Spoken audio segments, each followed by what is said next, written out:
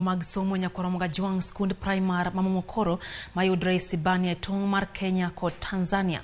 En mano ma osebedo kakonyo nyithindo ma ochando yudo rieko kokalo e somo. Skul ma Momokoro osebedo karieny e piny madongo. Karanyisi en penjno mar KCPE ma higani ma jopuonjre mokwan gi ok tin ne 26 oyudo marks 400 kadhi nyime. Jafwambo marwa Wycliffe Oko miyowa ler ewi skundni. Kuom higni mathoth, sikund primar ma Momokoro mayudore e Sibania e tong' piny Kenya kod piny libamba mar Tanzania osebedo wich bar ne sikunde mamoko mayudore e kaunti ma Migori. To ma en kaluwore kod duoko makare ma osebedo ka ondiko e penj maduong' mar KCPE. Kuom ranyisi, e duoko mar penj maduong' mar KCPE manyocha owuok, Momokoro ne owuok thuolo mar 13 e kind sikunde primar duto ma pachoka, ka bendi ogolo jopuonjre maloyo 26 mane oyudo maksi mar 400 gi wiye.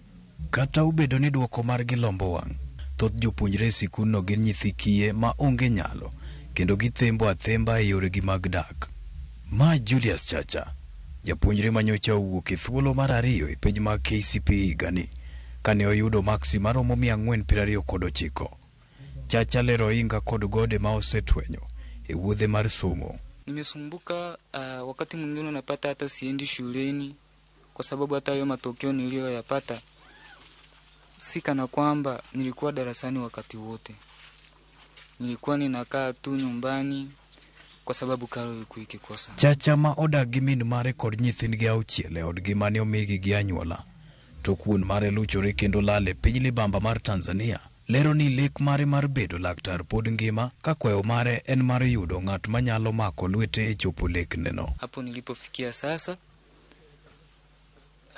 naomba tu mfadhili ili niweze kuendelea, kwa sababu ninataka kuwa neurosurgeon in future, na huu neurosurgeon unaweza ukaja tu hivi hivi kwa sababu ni safari ndefu. Mama Koleta Wegesa maen min Chacha wacho kaka mor noluoke e kinde mane ofwenyo ni wuode ne oyudo duoko makare, ka en bende en gi kwayo achiel onogo, kwayo mar yudo jalo manyalo chwalo lek mar wuode nyime.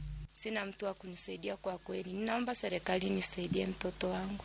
Mtoto wangu yani hata yeye mwenyewe akirudi ananiambia mama, jikaze tu moyo, Mungu akitusaidia tutakuja kutoka hii sehemu.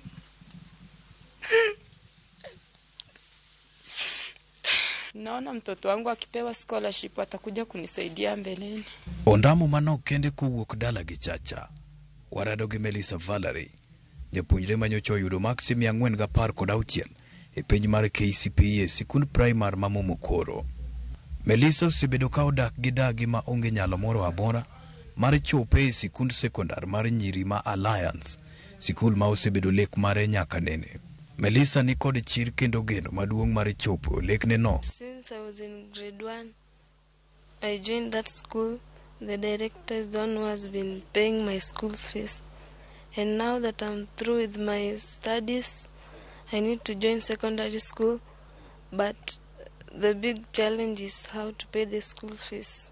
I don't even know if I will join my dream school, which is Alliance Girls. Director mar sikunno Tobias Wera Marangi wacho ni siso ma jopuonjrego osebedo ka nyiso e lai margi mar somo miyo orwako jopuonjre mathoth ma okoso omenda to nigi riyo mar somo e sikundno. Shule hii ilianza 1996 mpaka sasa imewahi kusaidia watoto wa tabaka mbalimbali, watoto ambao ni yatima, watoto ambao wana uwezo, watoto ambao ni watabaka kaliba mbalimbali wote kwa nchi pande zote za Tanzania na Kenya. Tobias bende kwayo piny owacho mondo yar bade mar konyo jopuonjre matimo makare e sombgi to onge kod nyalo kaka yorno mar konyo jopuonjrego chopo lek margi mar dhi nyime kod somo. Selection ndio kitu hasa muhimu tunahitaji ifanywe, na ukweli watoto waangaliwe.